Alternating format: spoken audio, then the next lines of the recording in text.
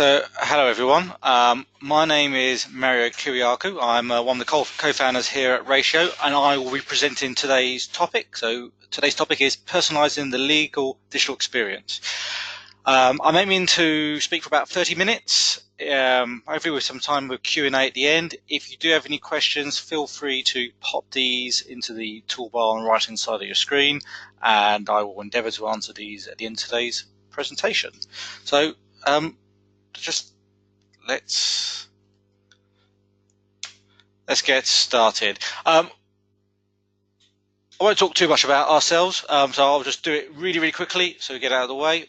So for those of you on the call who don't know who Ratio is, we're a digital agency. We focus on digital experience optimization. By that, what we mean is we work with several leading professional services companies within the United Kingdom, and we aim to use data to inform what does a good experience look like. So analyzing your qualitative and quantitative data, so analytics, understanding your customers, and then leveraging that to design what the ultimate customer experience should look like. So straight into today's presentation, which is what everyone's here for today. So I'm going to start with stats because I don't want everything to be about my opinion. So I was working on some of the research for today's presentation. Came across a couple of interesting things. So this one as part of Google's legal services study, which they did. It's a couple of years old now, but I think still quite relevant.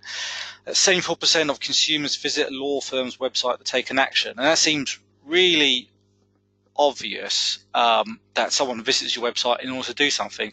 But actually, when you do a sort of competitive SWOT analysis of not just law firm websites, but also if you look at sort of the wider professional services market, it's quite surprising how websites are not really optimized in order to get someone to take that action quicker. There's an awful lot of content, and we'll talk about content later on, but people can get lost amongst lots of content and unable to figure out what it is they need to do and actually how to take that action. And because we are talking about personalization, this one's not an unsurprising fact when I came across it, that 97% of all law firm websites lack any kind of personalized content. And to be fair, to law websites, actually, this is a trend we see across multiple sectors. It's something that we get asked on a regular basis. How can we begin to leverage personalization? But unsurprisingly, it's a tactic which people are keen to do, but haven't actually got around to deploying this across their digital ecosystem. And for a couple of reasons. There are other priorities. Sometimes you lack technology. Content is a key part of it, and basically throughout today's presentation we're going to look at some of the different elements that prevent people from deploying personalization, but also some of the, I suppose, what we look at is all the key leverage areas that if you are looking to create a personalization strategy, the things you should look at attacking in order to figure out what your approach should be for this. So I'm going to start with objectives.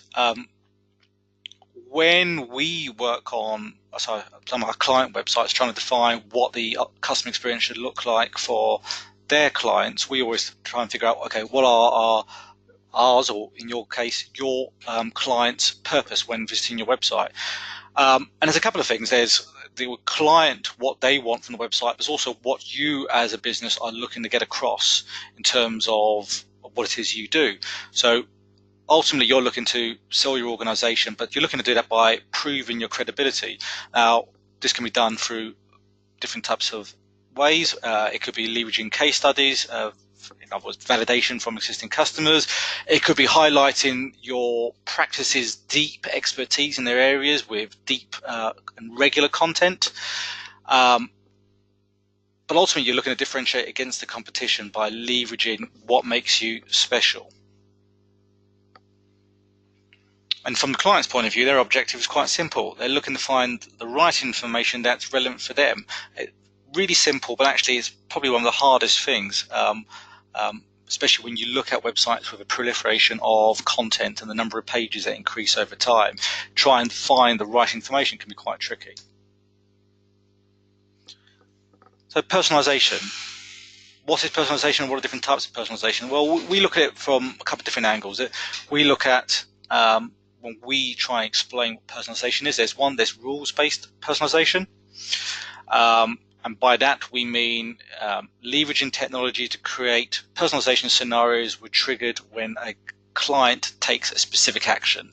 That could be, for example, based on their location, they're coming from Australia, or it could be a rule being triggered of a specific keyword of a PPC campaign, and a specific personalization scenario is deployed based on that.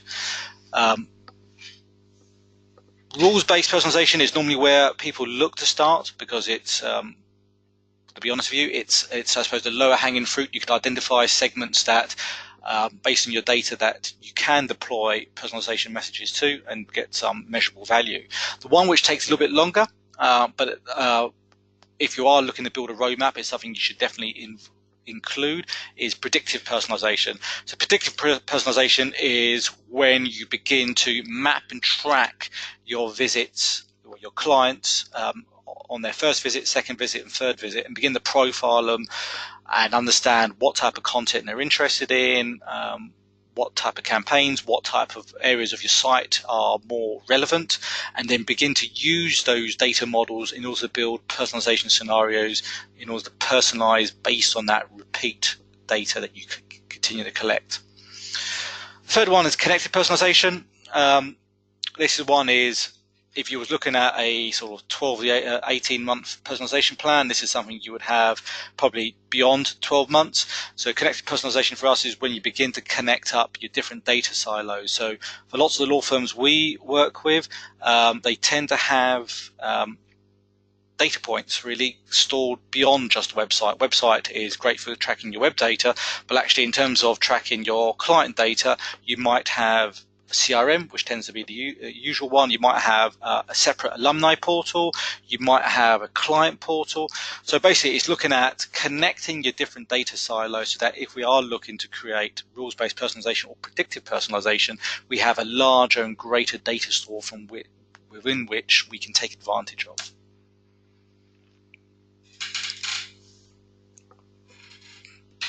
And the objective behind personalization, well, I mean, I'll read the quote out. So, delivering a relevant experience tailored around your visitors by leveraging data to understand and predict what the next step action should look like.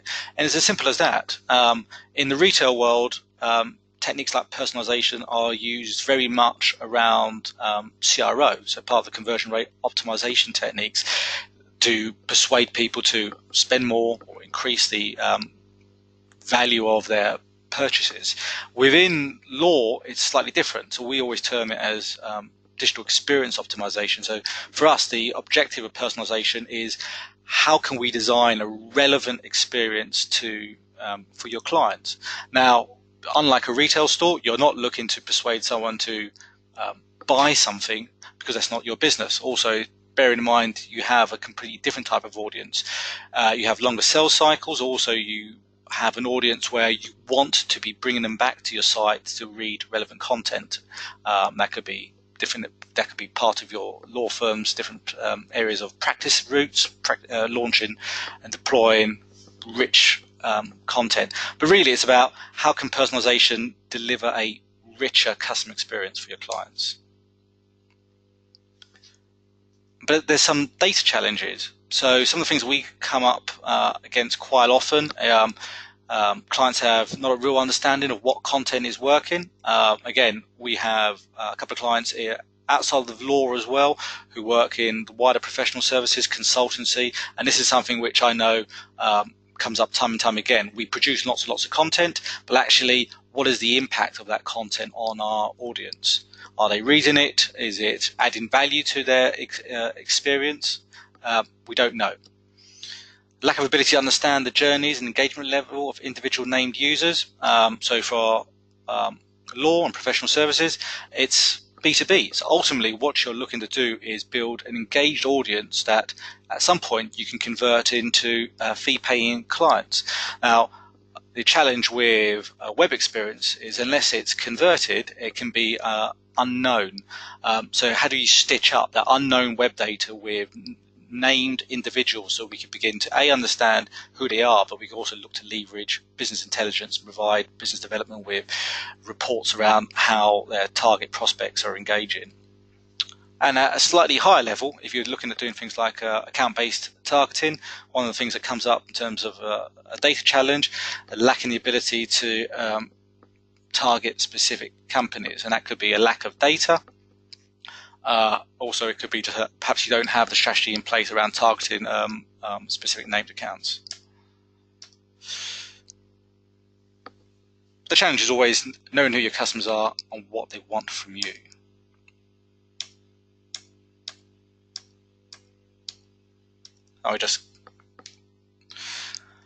So from our point of view, when we talk about defining the personalization experience, what we look at is twofold.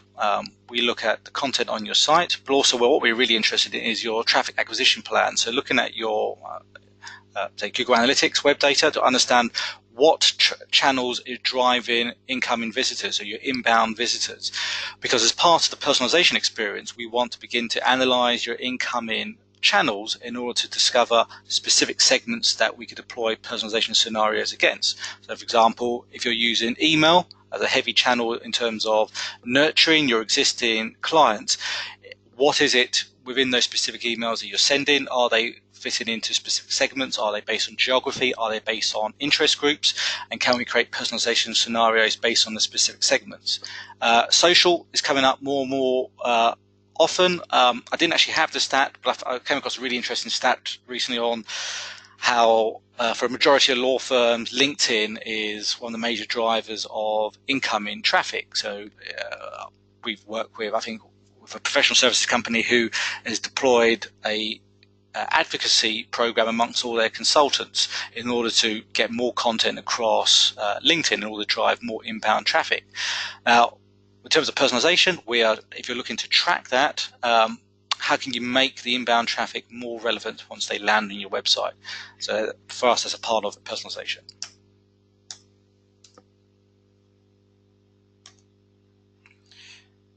So content. We always get asked, do you need a lot of content in order to personalize? Yes and no. You do require obviously content, but actually for most organizations, having enough content isn't the issue. You probably have too much content. The challenge is trying to map up your client's needs against the content you produce and understanding whether the content you produce is actually delivering value. So we always look at it breaking as an exercise. If you're looking to break it down after today's webinar, is to identify who are your existing clients, what are their challenges, what are their roles, and how does your law firm answer these challenges. The reason why we ask that is it feeds back into your content creation strategy. As an organization, you could be producing lots and lots of content, but if you haven't really mapped out who your clients are, what are their challenges, and what is it about the content that you're producing that answers their challenges, then there's a good chance that even before we even look at creating a personalized experience, you may not actually have the right content that's relevant for your target audience. So for us, it's always an opportunity to kind of reset your approach to content. So an example of what we mean by this.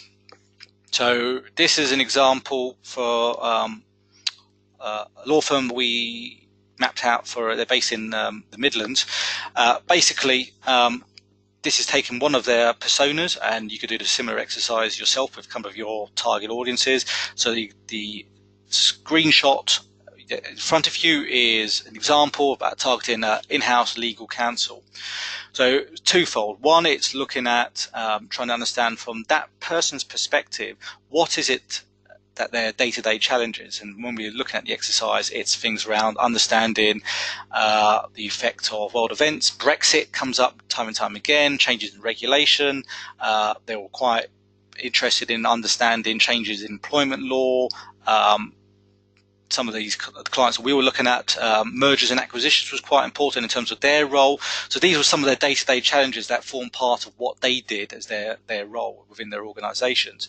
The reason why we did this was in order to understand what content would they be interested in reading?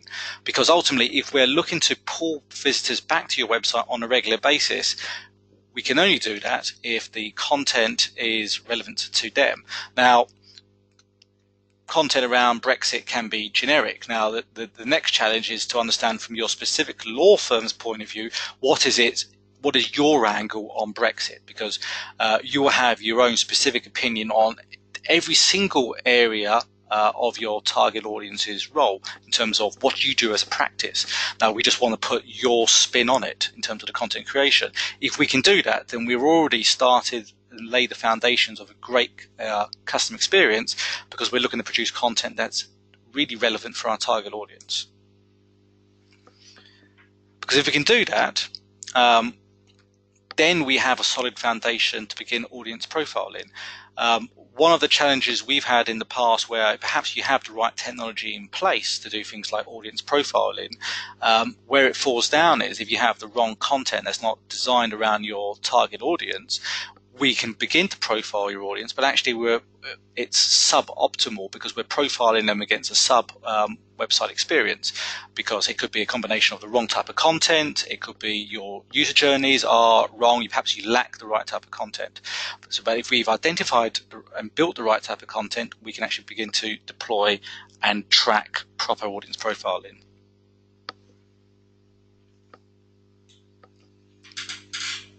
And just following on from the earlier slide, where I was talking about incoming channels, what we're ultimately looking to do is to deliver an experience based on specific segments initially. So we wouldn't suggest going for one-to-one personalization, because that's quite difficult. What we're looking to do is identify maybe perhaps 3, 4, 5 different target segments that we can begin to create personalization experiences for. So it could be based around the time of day, geography, content that's previously downloaded is quite a popular one, because that's something that could be picked up within your forms if you're collecting data like that. But ultimately, create those high value segments based on analysis of your data, so we can begin to tailor and trial some personalized experiences just to see what the outcome is. The second one is business intelligence. One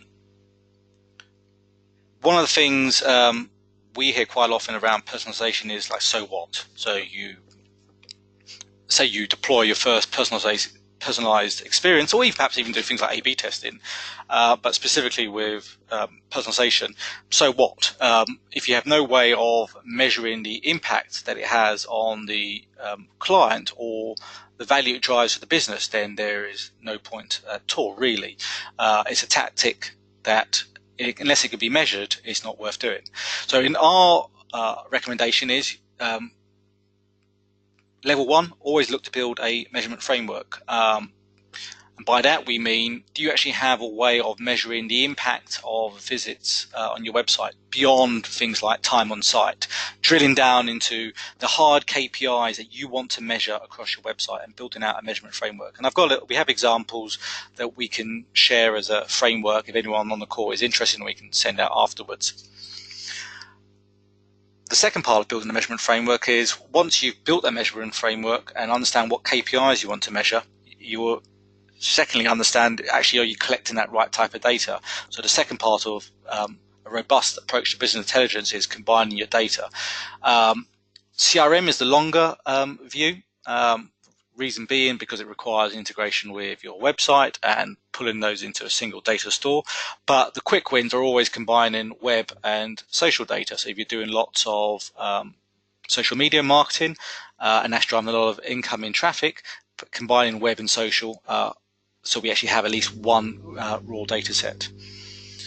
And the third part is building marketing and sales dashboards. The example I've got on the side is actually, I cheekily took a screenshot of one we built for one of our clients, but really it's unique to every single client. But really, once you've built your measurement framework, your dashboard is the visualization of the KPIs that you want to be measuring as a marketing team, but also a visualization of the intelligence that you want to be sharing amongst the wider business. So if your sales and business development teams are really interested in understanding the impact that digital is having on what they want to do, which is winning new business or driving engagement with existing clients, these dashboards are a great way of socializing your metrics so you can move beyond that. So what did digital do for us?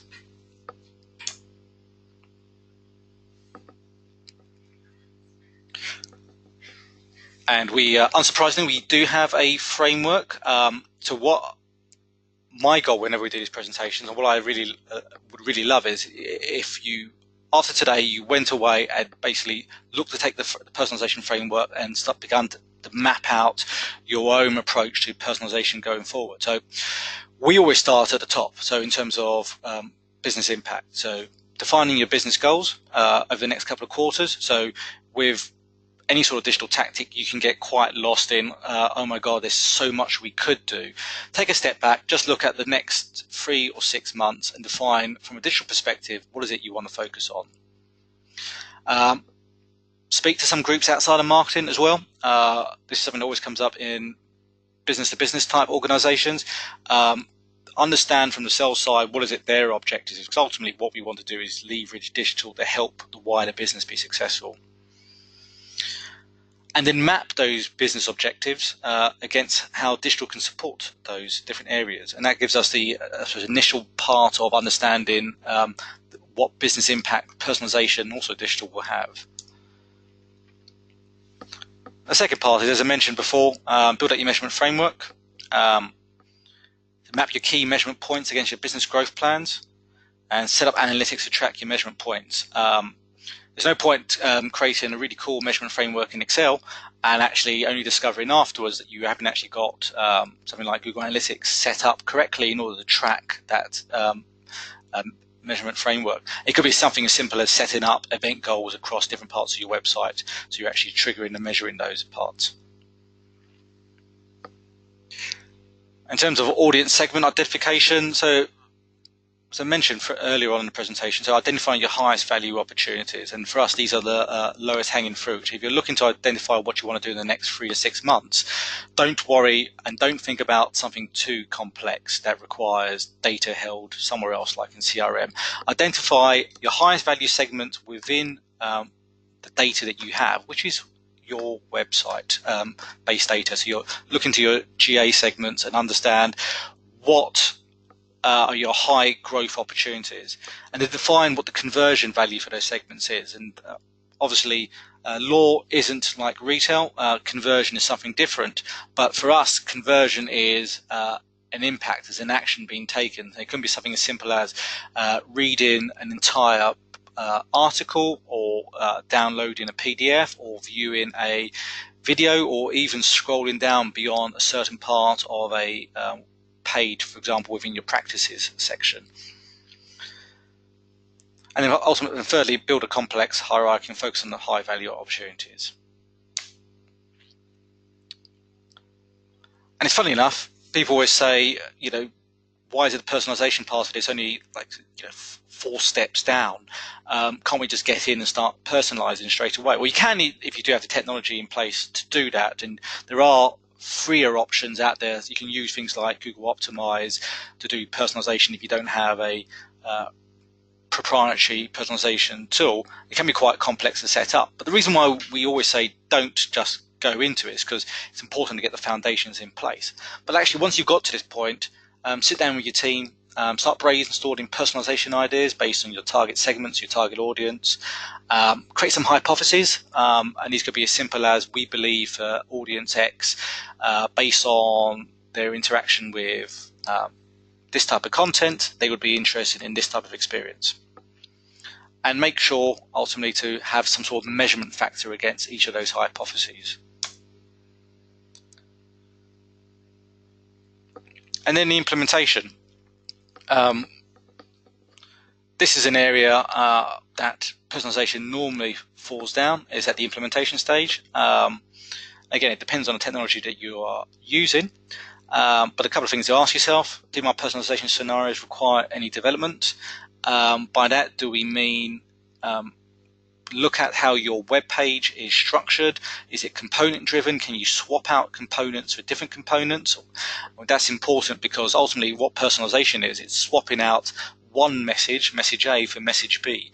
So your web page needs to be structured in such a way that actually allows you to do that.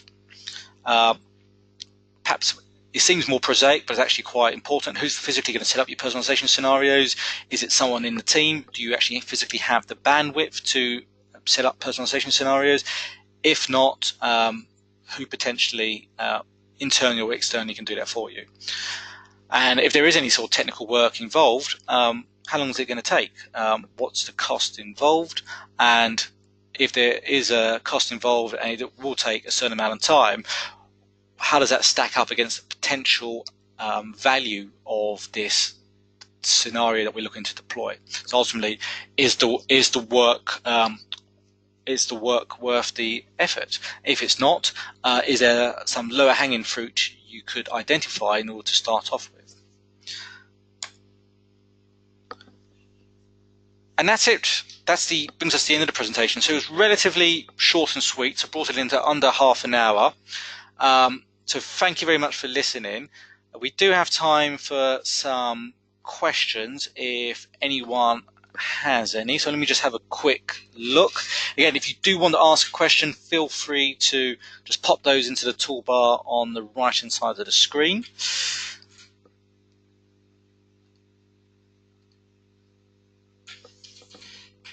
Okay, doesn't look like we've got any questions, so you get a couple of minutes back for your of your afternoon.